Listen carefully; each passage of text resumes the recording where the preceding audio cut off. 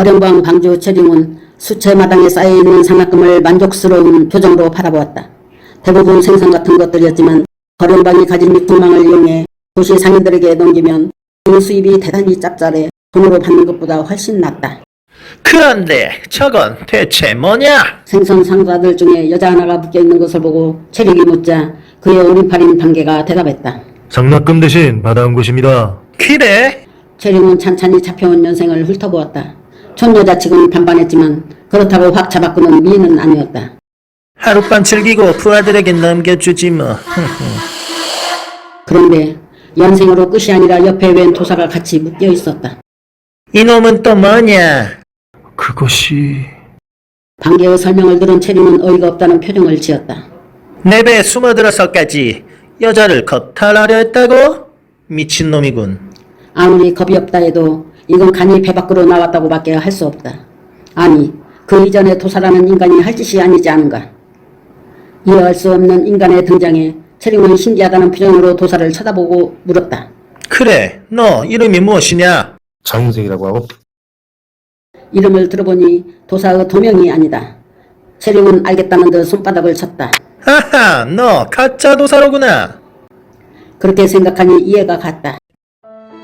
체룡은 국민의 한 사람으로서 아직 이 나라가 도가가 그렇게까지 썩지는 않았으니 다행이라고 생각했다.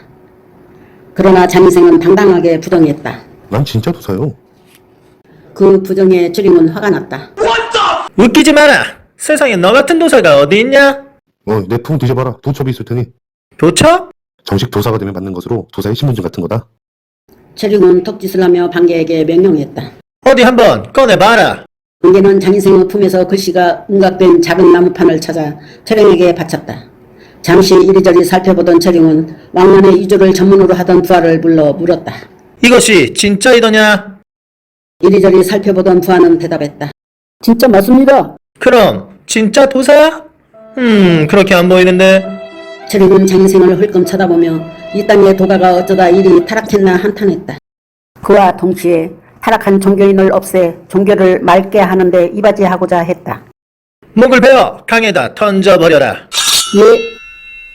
생명의 위기에 처하게 된 장인생. 그러나 당장 목이 잘릴 판인데도 그는 눈썹 하나 까딱하지 않았다. 덤덤한 표정으로 체룡을 쳐다보며 불쑥 물었다. 혹시 종교에 관심 있어? 없다. 그건 왜? 나도 없어. 장인생 말에 체룡은 생각했다. 그래서 어쩌라는 거야? 그런데 한편으로 의문이 생겼다. 종교에 관심이 없다던 녀석이 왜 도사가 되었단 말인가. 야, 너 도사가 왜 됐냐? 너 같은 것이. 장인생은 별다른 표정 없이 설명에 들어갔다. 어린 시절 내가 살던 집에서 10리쯤 떨어진 산에 도관이 하나 있었어. 그래서 그 도관은 아기 점지해주는 것으로 대단히 유명했어. 아기 못 낳은 여자들이 기도하러 가면 10중 8구 아기가 생긴다는 것이오. 멀리 큰 도시의 부자나 벼슬아치 집의 여자들까지 찾아올 정도라고 했어. 그래서 나는 어렸을 때 호기심이 굉장히 많았어. 그래서 집을 나와 그 도관에 가서 3일 동안 숨어 지냈지. 그래야 마침내 아기 점지해주는 비밀을 알아야지. 그 비밀이 뭔데? 그 도관의 도사가 정력이 끝내준다는 사실이야. 아하. 장인생의 말 속의 의미를 알아차린 체룡은 웃음을 터뜨렸다. 그러니까 그 도가는 정말로 아이를 점지하는 곳이었던 거군. 그렇군. 그의 부하들도 덩달아 함께 웃었다. 순식간에 수채의 마당은 웃음바다가 되었다. 그런데 장인생은 벌떡 일어나더니 소리쳤다. 잠깐! 내 이야기는 아직 끝나지 않았어. 체룡은 여전히 웃음을 흘리며 말했다. 안 들어도 알겠다. 너도 그 도사의 처자가 되어 아기 점지에 힘썼다 이거잖아? 틀렸어. 체룡은 의외라는 표정이 되었다. 들렸다고? 그게 아니란 말이냐? 난 그 도사를 찾아가 물었어. 도대체 왜 그런 짓을 하냐고. 그러자 그 도사는 말없이 돈 10량을 꺼내주는 것이었어. 돈으로 입막음 하려는 것이었구나. 나는 화를 냈어. 내가 애라고 무시하냐고. 호, 네가 정의감이 있었나 보구나. 그러자 그 도사는 100량을 꺼내주었어. 난 100량만 더 쓰라고 했어. 200량을 받아든 나는 집으로 돌아가 100량을 부모님께 드렸어. 부모님은 내가 난데없이 큰 돈을 가져오자 크게 놀라며 이 돈이 어디서 왔냐고 물으셨지. 나는 사실대로 대답했고 이야기를 전부 들은 부모님은 크게 화를 내셨지. 그렇지. 어린애가 벌써부터 협박 같은 것을 하면 안 되지. 아버님이 말했지. 인생아, 저 도관은 호화롭고 부자와 고관들이 많이 드나들어 크게 부여할 곳이니 좋게 참 양을 떠낼 수 있었을 텐데 고작 100년이 5년 만이냐 라고. 최룡은 어이가 없어졌다. 어이씨구, 부모란 인간이 잘하는 짓이다. 그래서 나는 대답했어. 아버님, 처음부터 큰 욕심을 내면 안 되는 법입니다. 큰일 할 때는 조급한 대신 마음을 여유롭게 가져야 합니다. 아버님은 물었어. 그게 무슨 뜻이냐? 나는 대답했어. 처음부터 큰 돈을 달라고 하면 도망치거나 이쪽을 해코지 할 수 있는 건 아니겠소? 한 방에 무리하는 것보다 조금씩 긁어내는 것이 더 많은 것을 얻을 수 있습니다. 그거부터 나는 일주일마다 동안에 들러 200년씩 돈을 수금했어. 자식놈은 터하군. 이야기가 길어지는 것 같자 최룡은 물었다. 아니, 그래서 내가 토사가 되는 대목은 언제쯤 나오나? 기다려보시오.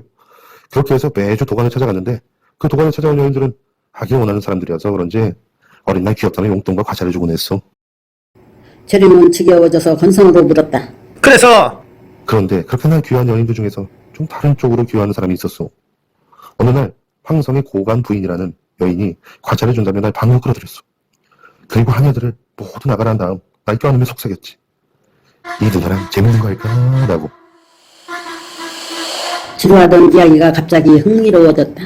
그래서 그 여인은 나의 몸을 막 더듬으면서 말했어. 아, 피부가 참 보드랍구나. 그녀의 숨이 벌써부터 거칠어 있었어. 나는 좀 겁이 났어. 아줌마 왜 그러세요? 그러자 그녀는 아줌마 말고 누나라 불러. 누나 좀 무서워요. 괜찮아. 하다 보면 이것만큼 재밌는 것이 없단다. 그러면서 충혈되는 눈으로 날 바라보더니 갑자기 나의 몸을 비벼대며 비벼대면 최룡과 그의 부하들의 눈도 덩달아 충혈되어 있었다. 비벼대며? 중간 생략. 그리하여 나는 도사가 되었어. 그게 뭐야? No, God, please, no, no! 최룡과 그의 부하들이 동시에 소리쳤다. 최룡은 너무 답답했는지 가슴을 탕탕 치며 따졌다. 왜 갑자기 이야기가 잘리고 결론이 나오는 거냐? 이야기가 너무 길어질 것 같아. 편집했어. 편집할 필요 없다. 생략하는 것 없이 모두 순서대로 차근차근 이야기해라. 자세히, 그리고 아주 자세히. 정 원한다면 그렇게 하지. 그런데 긴 이야기를 하기에는 자리가 너무 불편하고 몸은 묶은 밧줄에 살이 베기 아프고. 알았다. 빨리 밧줄을 풀어주고 편안한 의자를 가져다 주어라. 예.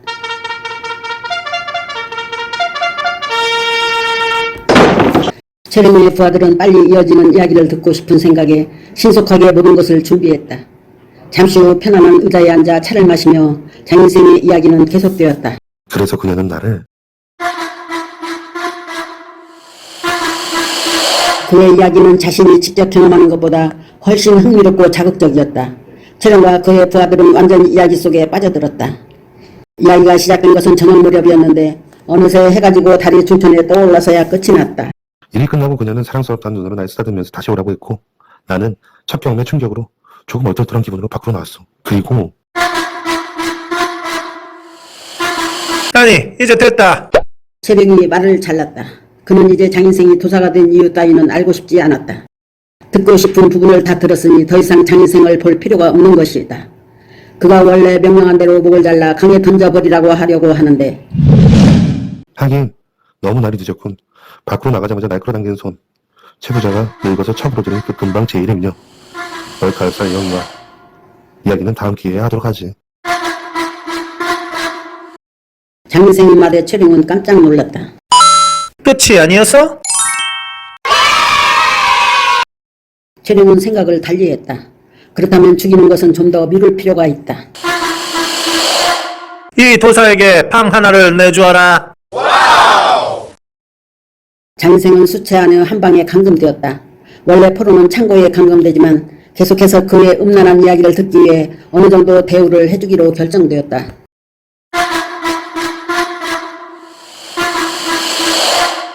수적들은 장인생을 감금하긴 했지만 포박하지 않았다.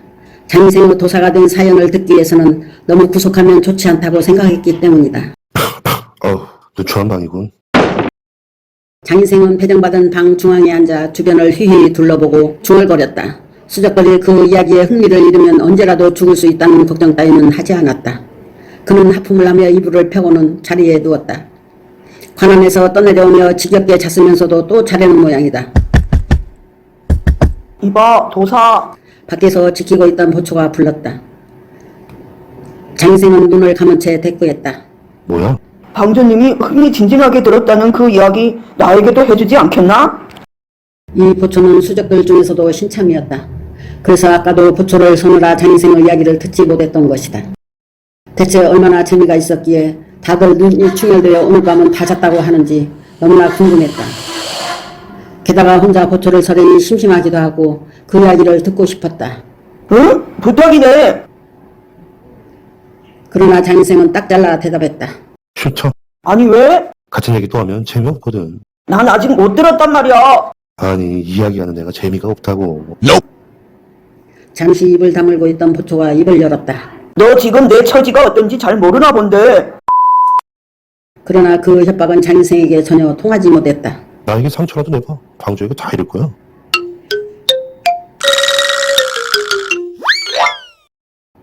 어디 가도 맞을 일은 없을 것 같은 장인생이었다.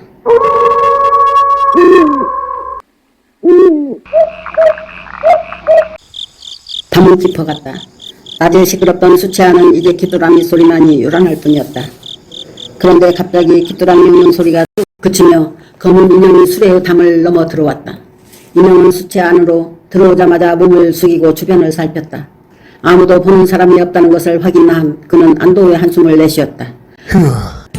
달빛이 어둠을 몰아내고 인형의 얼굴을 비추었다. 드러난 인형의 정체는 바로 진무기엄이었다.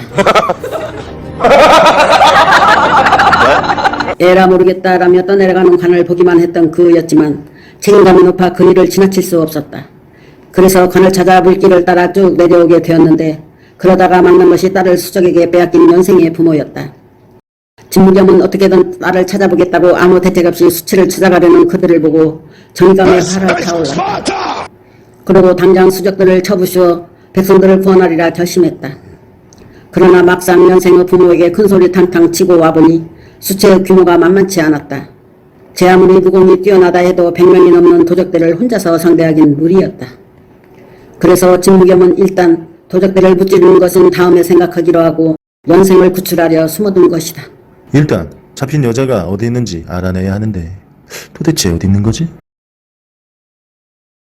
진무겸은 수채 안을 조심조심 돌아다니며 생각했다. 그런데 때마침 어떤 방문 앞에 보초가 서 있는 것을 보았다. 찾았다. 방을 지키는 것을 보고 그 안에 연생이 있다고 판단한 진무겸은 재빠르게 달려들었다. 누구?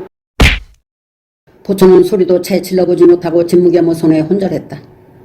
간단히 보초를 기절시킨 진무겸은 방문을 열고 나직하게 외쳤다. 연생소저! 연생소저를 구하러 왔소! 소저! 그러나 방 안에서 굴굴 자고 있는 것은 연생이 아닌 장인생이었다. 부르는 소리에 일어나는 그를 본 진무겸은 깜짝 놀랐다. 아니, 당신이 어떻게 여기에? 장인생도 왜 진무겸이 왔나 생각하며 고개를 갸웃거렸다. 당신, 나 가게다 버렸지? 진무겸은 당황하여 변명했다. 그건 도적들이 갑자기 나타났어. 어쩔 수... 그 이야기는 됐어. 그보다 서둘러야겠어. 서두르다니? 잡힌 여자를 구해야 할 거 아니오. 진무겸은 그제야 원래 목적을 떠올리고 장인생에게 물었다. 잡힌 소저는 어디에 있어? 그러니까 장인생의 설명을 들은 진무겸은 한마디 말만 남기고 즉시 몸을 날렸다. 내가 소저를 구할 테니 당신은 여기 꼼짝 말고 기다리시오.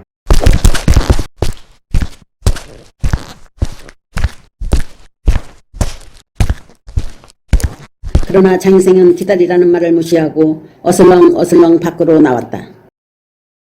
그가 향한 곳은 다름 아닌 수채의 창고였다. 창고 안에 뭐가 들었는지 의문수구만 생선들을 넣어두지 않고 밖에다 쌓아놓고 있었다. 이것을 보다 값진 게 안에 들어있다는 뜻이었다. 중얼거린 장인생은 도둑놈 저리 가라 할 정도 솜씨로 자물쇠를 따고 창고 안으로 들어갔다. 창고 안에는 한가득 자루들이 쌓여 있었는데 그는 한 자루에 구멍을 뚫고 안에 내용물을 꺼냈다. 내용물은 어떤 식물의 잎을 말린 것이었다. 장인생은 잠시 생각하다가 밖으로 나와 주변 지형을 살폈다. 수작들의 수채는 뒤쪽이 산으로 막혔고 앞으로 장강이 흐르고 있는 전형적인 배산임수 형태였다. 게다가 바람 한 점 없는 고요한 밤이었다. 최적이로구나. 장인생은 알 수 없는 소리를 내뱉고는 다시 창고 안으로 들어갔다. 곧 창고의 창으로부터 연기가 새어나오기 시작했다.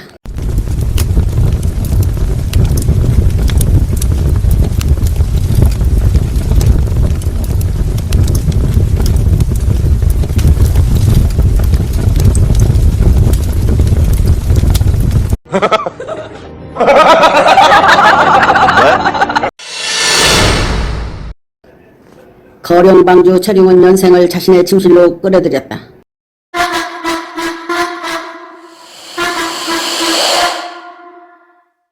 구석에 웅크려 벌벌 떠는 연생의 모습을 보며 최룡은 입맛을 다셨다.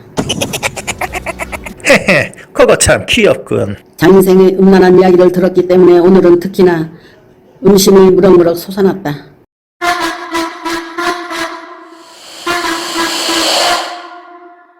그는 거칠게 연상의 옷을 잡아 찢었다. 때마침 진무겸이 문을 박차고 들어왔다. 멈춰라. 뭐냐? 처음에는 깜짝 놀랐던 철용이었지만 재빨리 자신의 애병 삼청자를 들며 외쳤다. 내 놈은 누구냐? 진무겸은 검을 뽑아 덤벼들며 외쳤다. 백성들의 고요를 뽑아먹는 이 악적. 나 진무겸이 하늘을 대신해 벌해주겠다. 각오해라. 이 애송이가.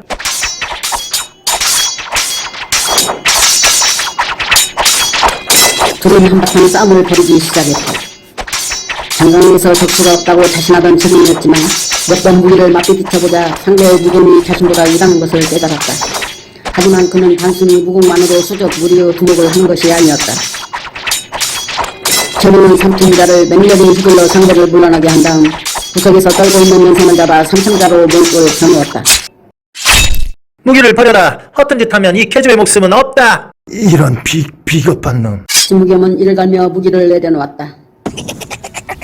철용은 희죽 웃으며 연생을 잡은 채로 뒤로 물러서며 벽에 비밀장치를 눌렀다. 곧 수체 전체가 울릴 정도로 큰 소리가 나기 시작했다. 부하들을 부르는 비상소집 소리였다. 좀 있으면 부하들이 올 테고 그럼 넌 죽은 목숨이다. 철용이 승리의 미소를 지을 때였다. 오라는 부하들은 안 오고 장인생이 먼저 나타났다.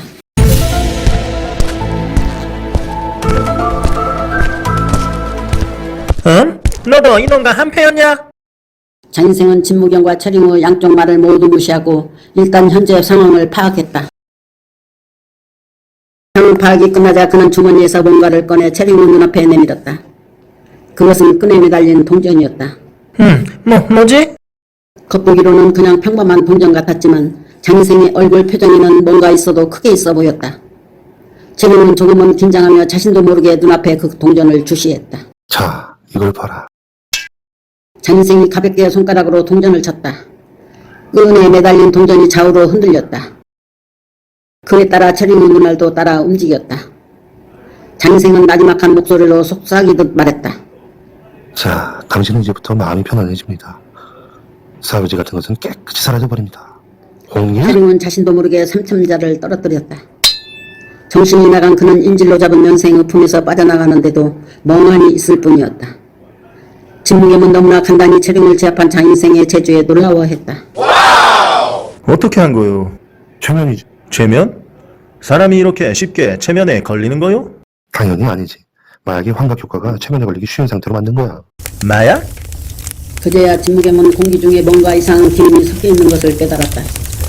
그것은 바로 대마초 연기였다. 거룡방은 어떤 그를 착취하는 것 외에도 마약 유통을 하고 있었는데 창고에 쌓여있던 말린 잎의 정체는 대마초였던 것이다. 장인생은 진무겸과 연생의 커다란 한약을 하나를 꺼내 반으로 갈라 나눠주었다. 삼키지 말고 입에 물고 있으시오. 장인생이 시키는 대로 한약을 입에 물자 청량한 기운이 온몸으로 퍼지며 정신이 맑아졌다. 신기해하면서도 진무겸은 서둘러 말했다. 좀 있으면 수적들이 몰려올 거요. 무지막지하게 올 것이니 어서 이곳을 빠져나가지 않으면. 걱정 마시오. 장인생은 대답하며 품에서 피리를 꺼내 물었다.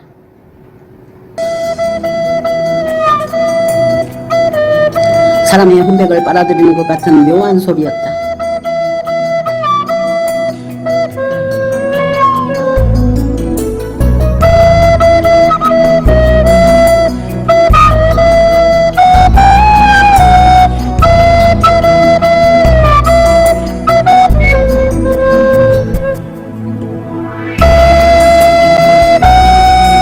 멍하니 정신이 나가있던 철용이 그 소리를 듣더니 벌떡 일어났다.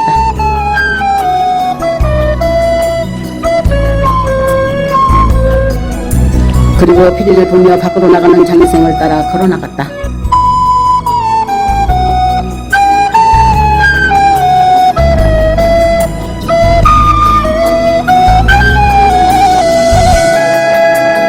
장인생은 계속해서 피리를 불며 수치안을 돌아다녔다.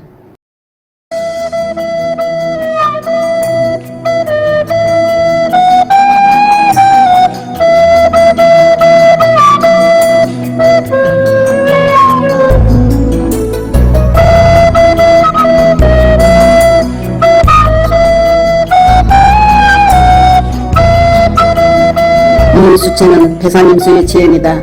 때마침 바람 한 점 없어 대마초 연기가 빠져나가지 못했다. 비상 소집 소리를 듣고 밖으로 나온 수작들은 이 연기를 마시고 몽정해 있다가 피리 소리를 듣고는 모두 철령처럼 장인생의 뒤를 따르기 시작했다.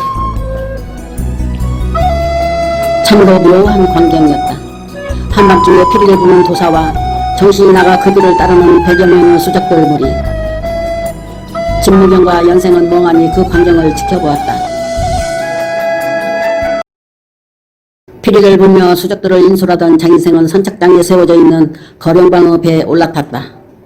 수작들도 뒤를 따라 배에 올랐다.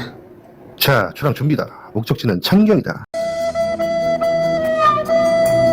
장인생의 외침을 최면에 빠진 수작들은 따라 외쳤다.